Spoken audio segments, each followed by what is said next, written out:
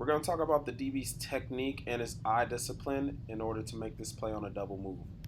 Now, he is 7 yards off and he's outside leverage because the receiver is tight to the hash, tight to the formation. He's in a nice low stance. Look at his technique coming out. He's not in a pedal. He's in what's called the scooch technique. I'll make a video on the scooch technique. But the reason why he's using the scooch technique is because he does not feel threatened by this receiver. It's a running back, so he doesn't feel that the running back is going to go vertical, do something vertical that's going to get him in his pedal. So he wants to be in a scooch technique, so he's continuing to gain ground, not completely disrespecting that the receiver can run, but he's not getting out of there because he knows he's going to have to break. Running backs usually don't run vertical routes when they line up outside, okay? The out portion of this route, he does a good job of driving this upfield shoulder. Because he drives the upfield shoulder and doesn't look back at the quarterback, he's able to notice when the shoulder turns and goes vertical.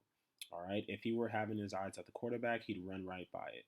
Now, the receiver does get inside. What the DB does a good job of is speed turning. When you speed turn, you have to go vertical first, come downhill second.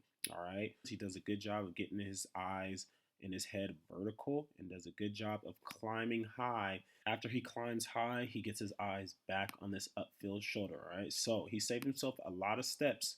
One, by having his eyes where they're supposed to be in this portion. When he gets turned around, he immediately climbs vertical again, finds that high shoulder, drives to the high shoulder, and in the process finds the ball.